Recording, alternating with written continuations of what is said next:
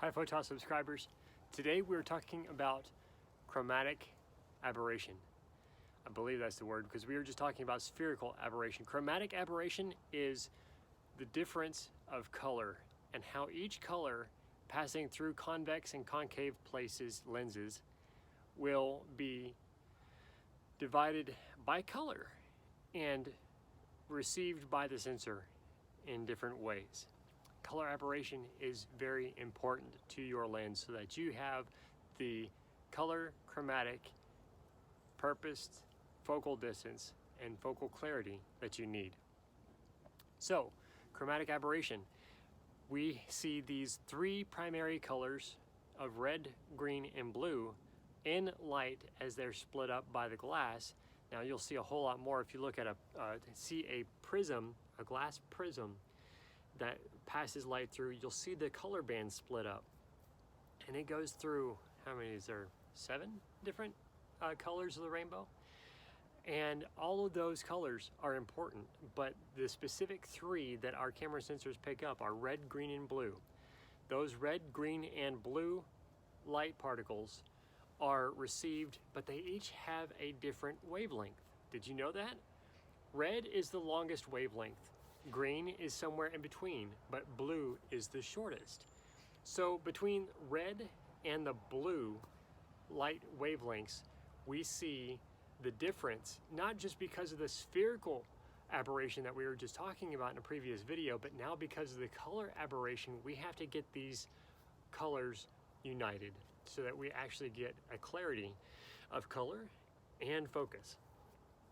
These I say we, I'm talking about just general in the photography world. Camera manufacturers that manufacture their own lenses, and these lens manufacturers that manufacture lenses for the major cameras on the market do this for us because of the nature of how they have designed each lens to receive the light, to split the light into its color bands, and to allow that light to focus on a specific point on our camera sensor.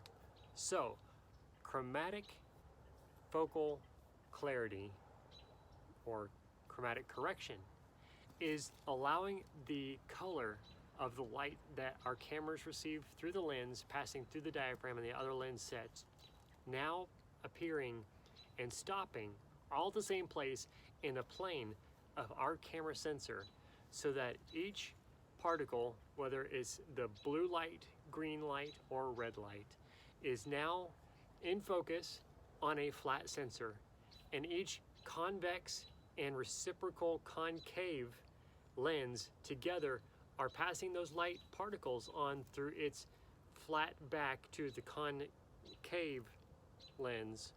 It's now passing each light photon in its color band of the spectrum to our camera sensor in a flat plane, so that each of those light photons can be seen and exposed and focused in such a way so we can have our clear, crisp images on our our camera sensor passing through our lens. It's incredible the detail and the length that each part has to be passed through so that each lens inspected is the highest quality we need for our specific lens and the camera it attaches to. But the more important aspect of all of this is the nature of light in what we receive and have our scene expressed as we take that photo, that image is very technical, and it has to be received in such a way so that it splits the light in a proper way and it's not causing any odd reaction of that light, so that it appears different when we actually are looking through. So the light passing through the glass is going to give us the clearest picture of how we are going to see the scene as we look through the glass in the opposite direction. Thank you so much for watching. Please subscribe and click the notification bell so that you don't miss any other videos in the coming future. Thank you so much.